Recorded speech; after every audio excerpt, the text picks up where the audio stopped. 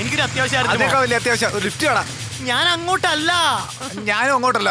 പിന്നെ നീ അങ്ങോട്ടാ? നീ അങ്ങോട്ടാ. ഞാൻ എങ്ങോട്ടെങ്കിലും. എന്നാ ഞാനും അങ്ങോട്ടാ. വണ്ടി എടുക്കും. വിട്ടു വിട്ടു വിട്ടു വിട്ടു.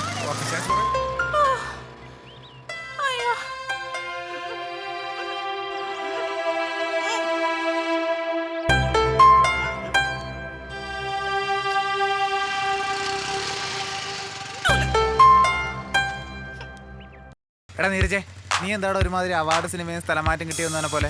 ഒന്ന് സ്പീഡ് കൂട്ടാൻ നിനക്ക് വല്ലതും തരണോ? നീ വലിഞ്ഞേറി വന്നതല്ലേ, അല്ലാതെ ഞാൻ വിളിച്ചു കയറ്റിയൊന്നല്ലോ. ഈ വണ്ടിക്ക് ഇപ്പൊ ഇത്ര സ്പീഡ് ഉള്ളൂ. ഇനി ഇതിലും സ്പീഡ് വേണമെങ്കിൽ മോനെ ആ ഓട്ടോ പോയി കയറിക്കോ പോ. തമാശക്കാരൻ. ഇവനെന്താ ഇക്ലി എന്ന വികാരവും ഇല്ലേ? എടാ എനിക്ക് ഈ സ്പീഡ് മതി. ഈ വണ്ടി എടുത്തേ. എന്താടാ നീരജ് നിനക്ക് പറ്റിയത്? 2 ദിവസമായി ഞാൻ ഒരുത്തിയെ വളയ്ക്കാൻ നോക്കുന്നു. അവളിന്ന് മുഖത്ത് നോക്കി പറഞ്ഞു പറ്റൂലെന്ന്. അപ്പൊ അതാണ് കാര്യം. ഒരു നിരാശാകാമുകൻ ലൈൻ. എടാ അവള് പറ്റില്ല എന്ന് പറഞ്ഞാ കരഞ്ഞോണ്ടിങ്ങ് പോരല്ലേ വേണ്ടത്. തിരിച്ച് 4 പറഞ്ഞിട്ട് വരണം. എനിക്കതൊന്നും അറിയില്ല ടോണി. എടാ ഞാൻ നിന്നോട് പറഞ്ഞിട്ടില്ലേ, ഈ പെൺപിള്ളേർക്ക് ഉരുളയ്ക്ക് ഉപ്പേരി പോലെ മറുപടി പറയുന്ന ആൺപിള്ളേരെ ഇഷ്ടം. ഇതൊക്കെ ഉണ്ടെങ്കിലേ ഫീൽഡിൽ പിടിച്ചിരിക്കാൻ പറ്റൂ. എന്നാലും നീ എൻ്റെ വണ്ടി വന്ന് കയറിയത് എനിക്കിഷ്ടായില്ല. ആണല്ലോ. അല്ല, ഞാൻ പറഞ്ഞു എന്നേ ഉള്ളൂ. ഇനി ഇഷ്ടപ്പെടാലോ.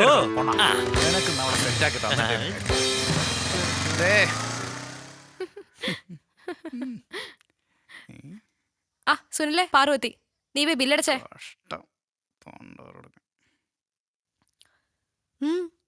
എന്താ? അതൊക്കെ ഉണ്ട്. മാളിന്റെ ഫ്രണ്ടിലൂടെ നായിക ദൂരേക്ക് ഓടിപ്പോകുന്നതാണ്. അതിന്റെ ഒരു ഡ്രീം സീക്വൻസ് എന്റെ മനസ്സിലുണ്ട്.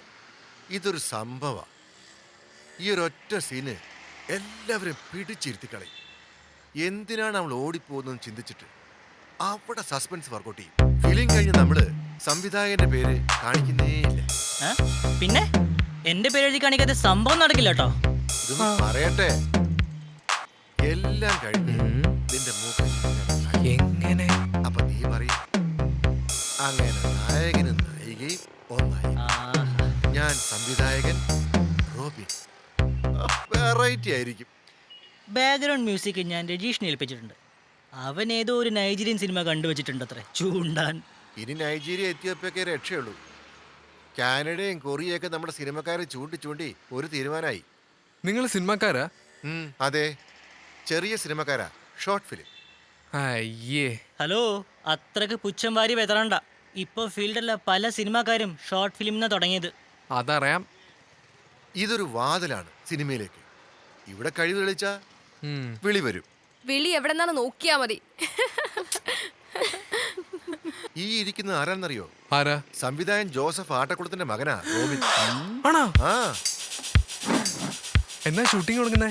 ഒരു തിരക്കഥ കിട്ടിയാ അപ്പൊ തന്നെ തുടങ്ങും. അപ്പൊ തിരക്കഥ ഇല്ലേ? തിരക്കഥ ഉണ്ടെങ്കിൽ ഞങ്ങൾ ഇങ്ങനെ ഇരിക്കുവോ? ഷൂട്ട് തുടങ്ങൂലേ? അതെ അതെ, ഞാൻ ചെറുതായിട്ടൊക്കെ എഴുതും. ഇതിനാണ് തേടിയ വള്ളി നിക്കർ കാലിന്റെ മോഴത്തിനുണ്ടായിരുന്നു എന്ന് പറയണത്. അതെ, ഞങ്ങൾക്ക് വേണ്ടി ഒരു കഥ എഴുതി തരാൻ പറ്റുമോ? മാറ്റൂ, ശ്രമിക്കാം. ഒരു കിടിലൻ ത്രെഡ് ഉണ്ട്, വേണമെങ്കിൽ അത് ഡെവലപ്പ് ചെയ്യാം. എന്താ കഥ? ഷോർട്ട് ഫിലിം എടുക്കാൻ പോകുന്ന എഞ്ചിനീയറിംഗ് പിള്ളേരെ കഥയാ. ഇതിപ്പോ നമ്മുടെ കഥയല്ലേ, നമ്മളിതല്ലേ ചെയ്തോണ്ടിരിക്കുന്നത്. നമ്മൾ മാത്രമല്ല, എഞ്ചിനീയറിംഗ് പഠിച്ചുകൊണ്ടിരിക്കുന്ന കേരളത്തിൽ ഒരുവിധപ്പെട്ട എല്ലാവരും തന്നെ ചെയ്തുകൊണ്ടിരിക്കുന്നത്. ശരിയാ, എഞ്ചിനീയറിംഗ് വിദ്യാർത്ഥികളുടെ കഥയെന്ന് പറയുന്നത് കേരളത്തിലെ പകുതിയോളം വരുന്ന യുവാക്കളുടെ കഥയാ. അതെ, അത് തന്നെ. ഉഷാറായിട്ടുണ്ട്. ബാക്കി പറ. ബാക്കിയൊന്നുമില്ല, അത്രേ ഉള്ളൂ. ബൈ. അത് തന്നെ സംഭവം ഉറപ്പിച്ചോ? അപ്പോ ഇന്നെ എഴുതി തുടങ്ങിക്കോ. ഞാൻ ഇപ്പൊ തന്നെ എഴുതി തുടങ്ങി. സംഭവം കീച്ചാക്കാം. സംഭവം ഞാൻ എഴുതാം, പക്ഷെ എനിക്കൊരു കണ്ടീഷൻ ഉണ്ട്. എന്താ? എന്നെ നായകനാക്കണം. അപ്പോ അഭിനയമോഹത്തിന്റെ അസ്കിത ഉണ്ടല്ലേ? ശരി, ഒരു സീൻ അഭിനയിച്ച് കാണിച്ചേ നോക്കട്ടെ. മരിക്കാൻ പോകുന്നൊരു ഹൃദ്രോഗിയായിട്ട് അഭിനയിക്കാൻ പോന്നെ കണ്ടോ? വിക്കിയുടെ കാലം കഴിഞ്ഞു. വിക്കി ഇനിയില്ല. ആവശ്യത്തിൽ കൂടുതൽ ഭാരങ്ങളായി ഞാനിതാ യാത്രയാവുന്നു. നേതാജി റോഡിലെ പാർക്കിലെ ബെഞ്ചിൽ സന്ധ്യക്ക് നീ വരുമ്പോ നീ എന്നെ ഓർക്കണം.